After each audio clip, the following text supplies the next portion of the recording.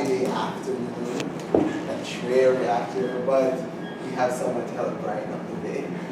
So Mark's going to be, today he has his thesis defense. So Mark is going to be taking first part of the time, and I told him for around 25 minutes or so to do his presentation. Then the audience can ask your questions, generally, and then the committee will have their time again.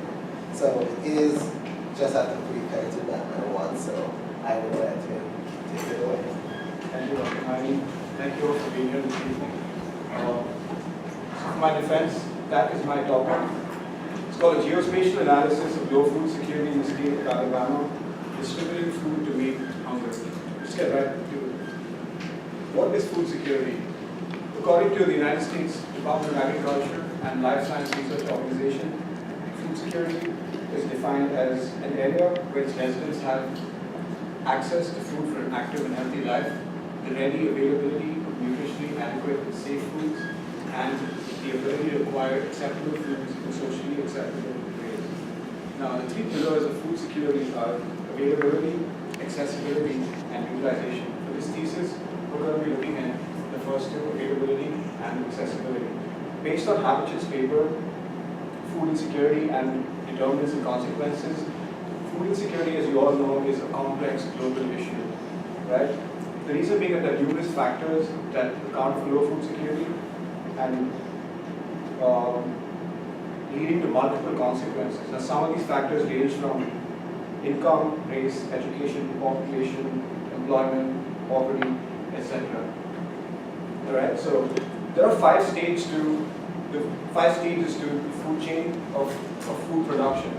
So it starts with production, processing, handling and storage, distribution and market, and finally consumption. Now, I'm looking at food that's being wasted on a day-to-day basis by restaurants and grocery store businesses that go into landfill, products that do not meet consumer standards, and products that are sufficient well way beyond expiry dates that still end up in landfill because there's no real policy to get this food to people in places that need them. Now, food waste in developed countries like the United States happens at the fork, or happens at the table in your kitchens. And food waste in underdeveloped countries or third world nations happen at the production stage because they don't have the economy to invest in storage facilities. Hence, a lot of food goes to waste at that stage. Now, in the United States alone, 40% of food produced is wasted. This amounts to 133 billion pounds of food annually that goes into landfill. And this equals to about $161 billion worth of drain on the economy just by food wasted from restaurants and grocery stores. If we were to divert 15% of this wasted food to people and places that needed them, we pretty much got food insecurity in half. All right.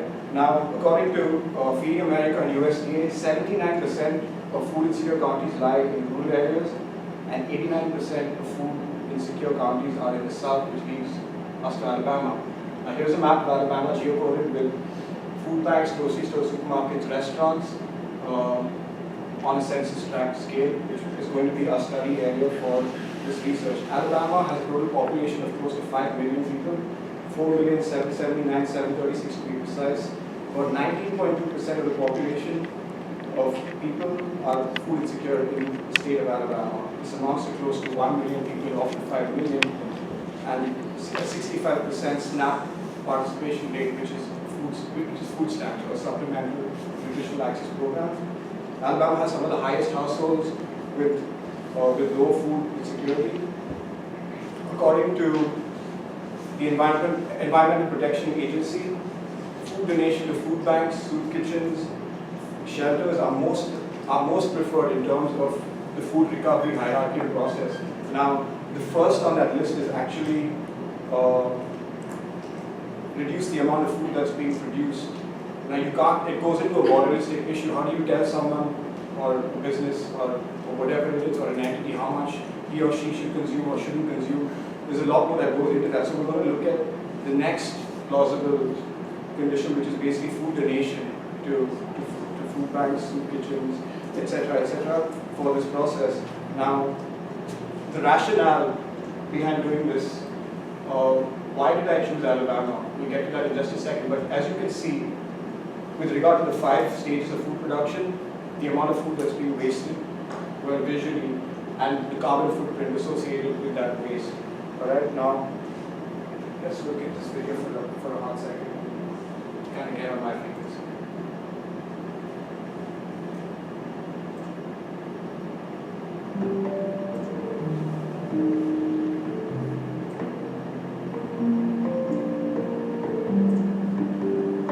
I think that one of the things that you can do to express care is give food.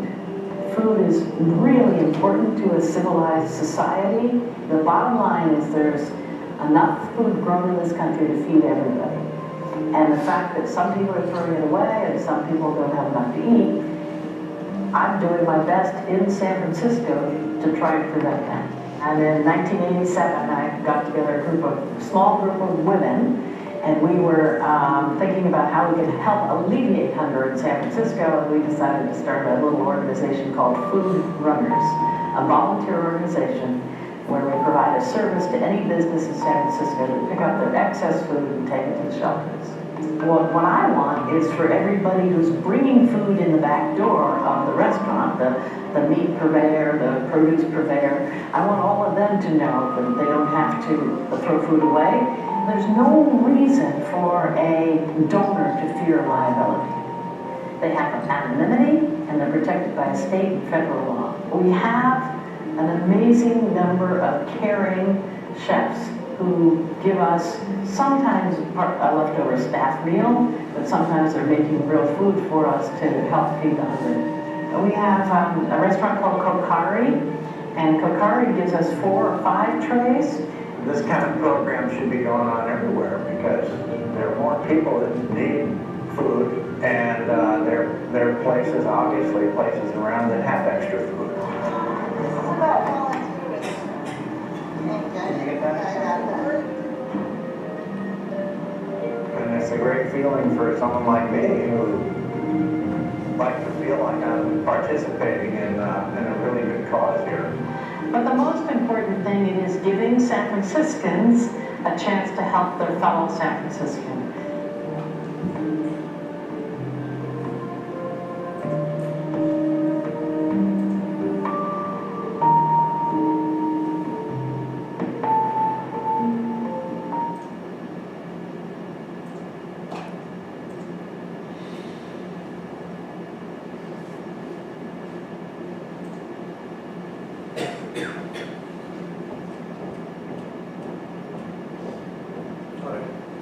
So the federal law that she was talking about, those who don't know, is called the Bill Emerson Act. It was passed in 1996 that protects every business from being sued and gives them anonymity. So this leads me to my 2 research questions for this thesis. Where are areas of low food security in the state of Alabama? And secondly, what are the statistical relationships between the calculated LFS and the explanatory food access variables that we will modify? Alright, so this is my key literature, which is food insecurity and hunger in the United States, the challenge of feeding 9 billion people, and then food security definition and measurement. These are my data sources: United States Department of Agriculture, census data, business analyst extension and ArcGIS, US Census Bureau, and diagonal line shapefiles for the state of Alabama. These are my data characteristics. Now you can see on the data set, there's grocery stores, supermarket locations, restaurant locations, food bank locations, Alabama census tracts, food access research atlas, demographic profiles, and Alabama poverty data. Most of them are in the shapefile file type. 2 of these are in an Excel format, point feature class. This is my methodology for data processing. So the first thing I did was downloaded US food access data from the USDA data repository. I compiled, geocoded, and digitized edited spreadsheets with Alabama food access data and converted that into a CSV file format. I then downloaded the Alabama census tract shapefile from US Census Bureau and and then I spatial joined the compiled Alabama CSV data sheet to my census tract shapefile that was geocoded, and then downloaded the US shapefile from US Census Bureau, and then used business analyst extension of ArcMap to locate map and show commercial food sources across Alabama. This was the methodology for calculating LFS risk. Alright, so 8 variables were chosen that accommodate for low food security based off of literature, rationale, and each of those variables were computed through the Python parser.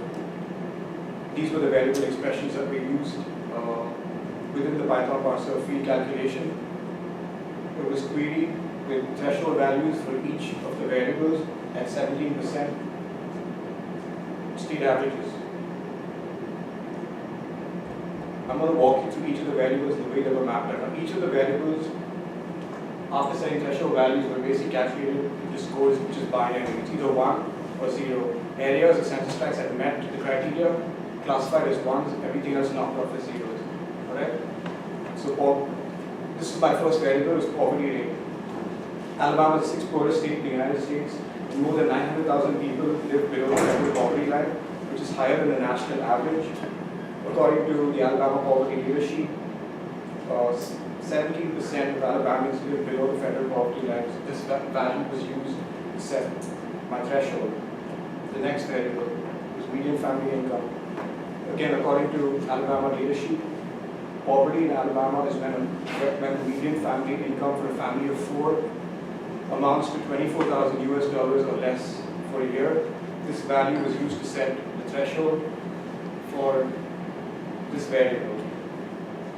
My next variable was low access, low income populations living beyond 1 mile from a grocery store or a supermarket. This variable is quantified as a population weighted centroid consisting of more than 2,500 people or urban tracts beyond 1 mile of a grocery store and a supermarket. Again, 17% was used as a threshold for this variable. My next variable was low access households without vehicles beyond 1 mile from a grocery store or a supermarket. Again, population weighted centroid was at 2,500 people for urban tracts. 17% was used to set the threshold value for this variable. My next variable was low access share of housing units receiving SNAP benefits or food stamps beyond 1 mile from a grocery store or a supermarket. Again, variable was quantified at urban tracts with more than 2,500 people living beyond 1 mile from a grocery store or a supermarket. Again, 70% was my threshold value. My next variable, variable 6, was low access, low income population living beyond 10 miles of a grocery store or supermarket. This variable is quantified with its population weighted centroid of less than 2,500 people or rural tracts. These were quantified for rural tracts beyond 10 miles of a grocery store or supermarket. Again, 17% is my threshold value. My next variable was low access households without vehicles at 10 miles for rural tracts with a population weighted centroid of less than 2,500 people. Again, 17% was my threshold value. You can see calculated scores. My next variable, that was my last variable. This was my last variable. My last variable was low access share of housing units receiving SNAP benefits beyond 10 miles, again, classified or quantified at 10 miles for rural tracts, again. Alright, so once all of the scores were calculated for each of the variables, we summed up the scores through the Python parser, again, to basically map out areas of low food security in the state of Alabama.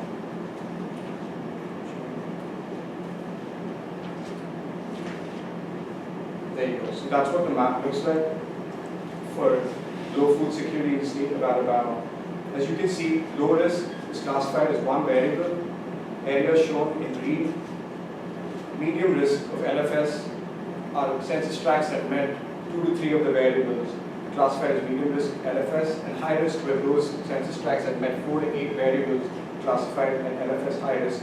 As you can see from the map, at least 30% of the entire state falls under high risk of LFS. This also shows a stark resemblance to the Alabama black belt, for those of you who've heard of it. As you can see, LFS high risk tracts start a little below Lauderdale County, run all the way across the west, and then tapers all the way towards the east along the southern part of the region with pockets up north and towards the northeastern region as well. So the next thing I did is I wanted to look at my high-risk tracts. So I broke those down to basically show census tracts that met all 8 variables, 7 variables, 6 variables, 5 variables, and 4 variables, because this information needs to be used, right? Once we did that, I basically looked at the actual census tracts and the actual counties that classified for all the 8 variables, 7, 6, 5, 4, 3, so on and so forth. So you have all of this information for areas that basically met all of the 8 variables or the number of variables associated with those census tracts pertaining to LFS risk. This information is useful, can be used for further research in terms of block group analysis, because that's where it's leading up to. I had to stay on the census tract scale for this research.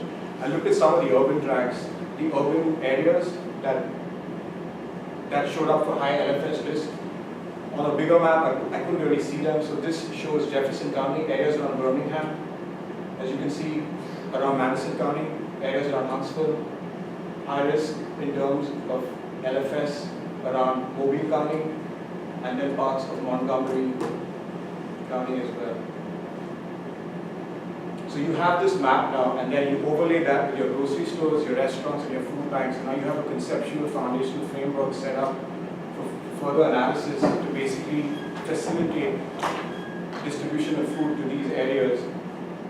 It's going to involve actually delving down into these census tracts to actually look at a neighborhood census scale. But this is a good start. Now, thanks to Dr. Sim's class, with the GIS program, which came at a good time, I was able to automate the entire process of calculating LFS. So I built the LFS model. What you could do with this model is you could now pick any state in the United States, use the 8 variables, query or threshold values, and now you can run the entire process of calculating LFS risk in any state of the United States using that model. I exported the Python script for this model, so you can even use this to share with researchers or anyone that's really interested in calculating LFS risk for other parts of the United States. We're going to move on to my second research question, which is my stats analysis of my variables. Now, no research is complete without actually understanding how all of the data function. You know, what's the relationship? What goes on behind the scenes of your maps? We wouldn't really know unless we did a stats analysis. So I took 3 methods to do this: exploratory regression, ordinary least squares regression, and spatial order correlation.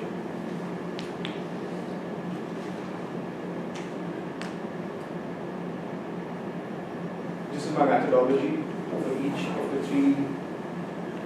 the three methods. I use exploratory regression to run my regression model using the spatial statistics tool. Set parameters with calculated LFS as my dependent variable, and selected USDA food axis variable as my explanatory variable to derive summary of coefficients to analyze stats relationships of my variable itself. For OLS regression, the ordinary least squares, again through spatial statistics tool, I set parameters of calculated LFS as my dependent variable and USDA food axis variables as my explanatory variables to derive, analyze, and map variable relationships, adjusted R-square values, and standard residuals. And finally, my spatial order correlation. I ran spatial order correlation via spatial statistics, set parameters with my calculated LFS as the input field to derive my spatial order correlation report for analysis of Z-scores, p-values, and Moranis complexity.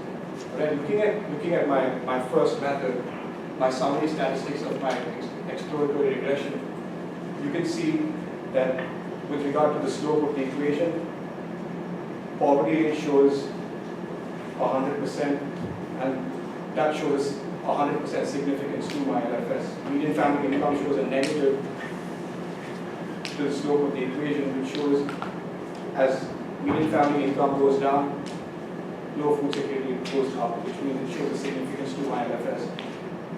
My SNAP beyond 1 mile of a grocery store or supermarket, household receiving SNAP benefits also show a positive correlation or positive relationship. As distances go up, significance to LFS also rises. Again, with low access, low income populations beyond 10 miles, significance to LFS is at 100%. If you look at the last two variables, households without vehicles beyond 10 miles of a grocery store or supermarket and rural tracts, I see a push and pull factor here. You can see that there's a 52.53 positive relationship and a 47.47 negative relationship, which only amounts to 55.56% of LFS for that variable. And then SNAP benefits beyond 10 miles only shows the 73.74 significance of the data to low food security. These are the relationships. I mean, the last one is something that I wouldn't totally disregard, but I feel like it shows a weak relationship. Everything else pretty much shows a significantly strong relationship. Moving on to ordinary least squares, as you can see, my adjusted R-squared results shows a 75% variation of the variables within low food security. That's what the adjusted R-squared is telling you. It's telling you that all the 8 variables that we used to quantify LFS in this analysis basically accommodates for 75% of that. And you can see variable relationship with regard to LFS. Everything is positive, which means as those go up, LFS goes up, except for median family income, which if it goes down, then LFS goes up. Right? This is basically a graph that shows the distribution of the variables and the relationships that explains LFS. Summary of my OLS results. So you can see from my highlighted probability values and my robust p-values that all of these variables are statistically significant in one way or the other. But my inflation factor for 2 of the variables show redundancies there because they were greater than 7.5, which is the cutoff. So if your VIF scores are greater than 7.5, that shows statistical redundancy. And I don't know why that showed up the way it did, but it was something about the data, which is good information to have. Your coefficients here basically tell the story that if LFS goes up by 1 unit, then that's how much it would rise for that variable. So poverty rate would increase by that percent. Median family income would have to drop by that much for LFS to increase. Again, all of the other variables. I think this is useful information to have because it kind of explains and helps you understand how the numbers and the data that's plugged into each variable actually behaves around low food security.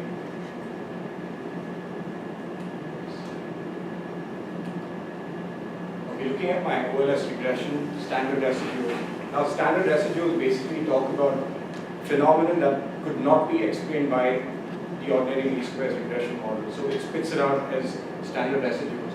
Now, looking at the census tracts of my OLS regression, you can see that high standard deviation values correspond to high risk census tracts of low food security. This probably means that there is some phenomenon that apart from the 8 variables that actually caters to low food security, which means that there is always room for improvement. There could be other factors that we could factor into LFS to basically to quantify or look at what is going on in terms of behavioral patterns, because these 8 variables are not the only 8 variables that could cater to LFS. There could be other possibilities as well, and that's what your standard residuals are telling you in this case. Looking at my third method of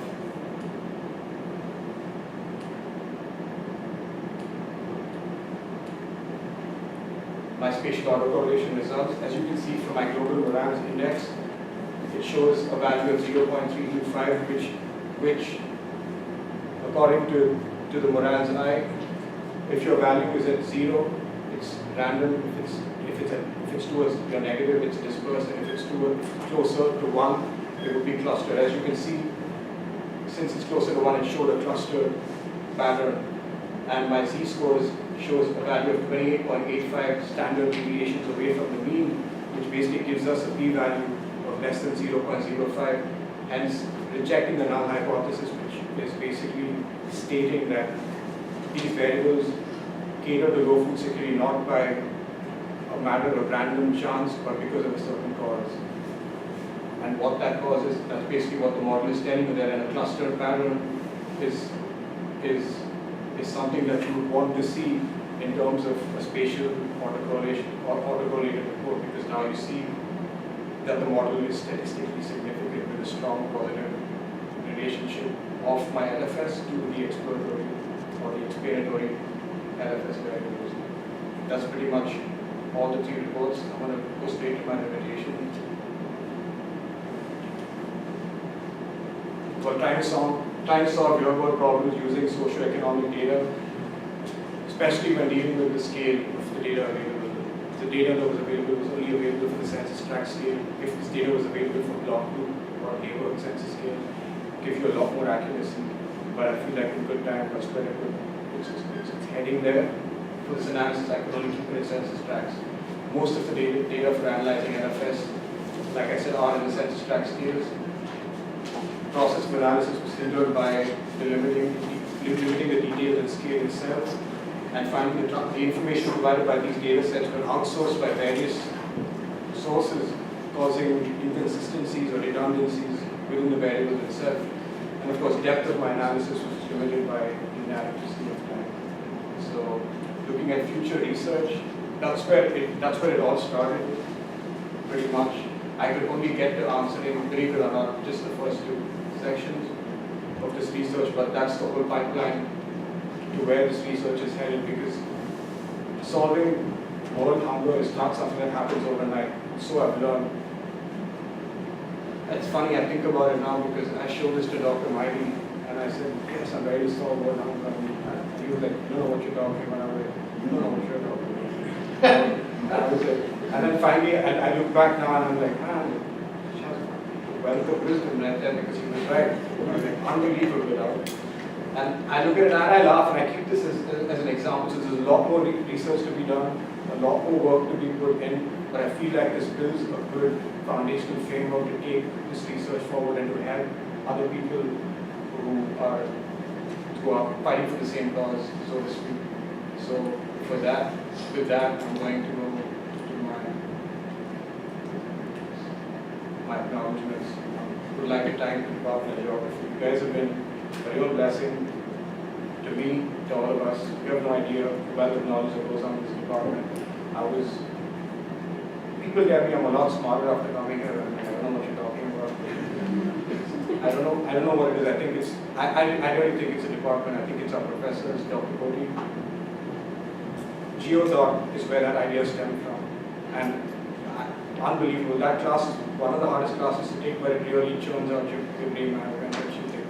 Because if it weren't for that class, I wouldn't be standing here today. I would like to thank my advisor, Dr. Mario Maidi.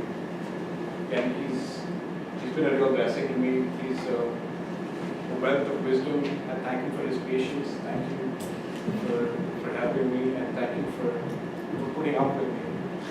All my inconsistency, so on and so forth. I would like to thank my committee members, Dr.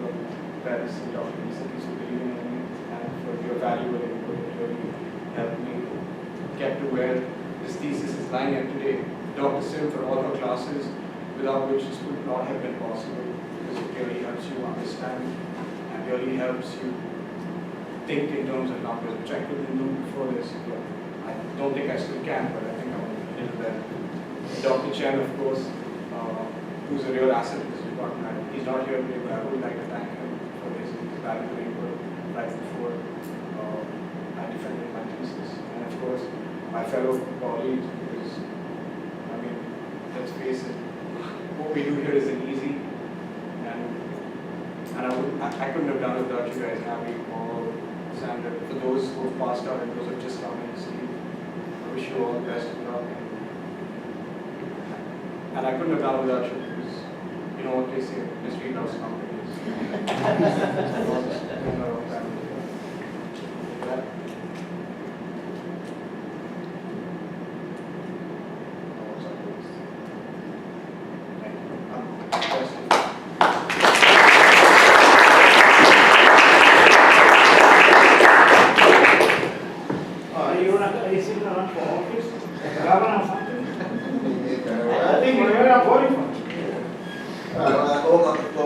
general questions, we probably cap to about 10 minutes because it's not long. But open up the floor for questions from the audience. Which is the reddest part of Alabama in terms of MFS? The most significant. Red. Yeah, it's like burning right now. What would that be? I wanted to end with roll tide on this slide for some reason. Well, There's red and there's red too, so just wondering if there's some parts that's more redder than the other red parts. well, those are the ones that met the criteria for eight Right. variables. You use the back arrow there. Who means this? There it is. No, this is what you want. So that's where it is. The reddest part is actually this variable right here, because it met all of the 8 variables. So those are the parts right there that you see. Those are the census tracts, are your reddest variables. And then it keeps declining. I see salt Is it tower, purple? Marengo County. I'm sorry, purple. Purple, yeah. It met all 8 variables. So that's the highest variable. I classified it between 4 to 8. That's one of the challenges I face, because how as a researcher, we do a lot of our research based off of literature review and what other people have done. There will come a point in all of our research where sometimes you have to make an informed decision yourself. And that's where I had to actually classify and break down the census tracts in terms of low, medium, and high, because I try to break it down 1, 2, 3, 4, 5, 6, 7, 8. There was too much of variation in the map. And if you look at a map like that, you're like, that's way too much variation. You don't want to see a variation like that in a map. To say the least, by doing this, I don't mean I'm biased towards, census tracts that maybe were at 2 or 3 variables. Like it's not like I consider them less of being food insecure, because no society is utopian. It doesn't exist. Every society has drawbacks, and so the whole idea or the takeaway from this is basically to keep an eye on the ball. And the eye on the ball here is to basically set up that system in place to help alleviate hunger by food waste, because there's a ton of food that's being wasted. When you build a house, for example, when you go to a construction there, you don't go, would you ever go and say, I'd like the house, but leave out the bathroom? You need it, it's part of the house, right? Because it's an integral part of the house. Now imagine a system in place like that for every restaurant and grocery store business. All it needs is a policy change and a third leg that needs to be incorporated, stating that no food or no product could be thrown away without a certain stricture in place. I don't know what that looks like right now, but I feel like, as we go along, we can figure it out, if that makes any sense. Yes. So, love the presentation, love the data, and it yields a question that I want to try and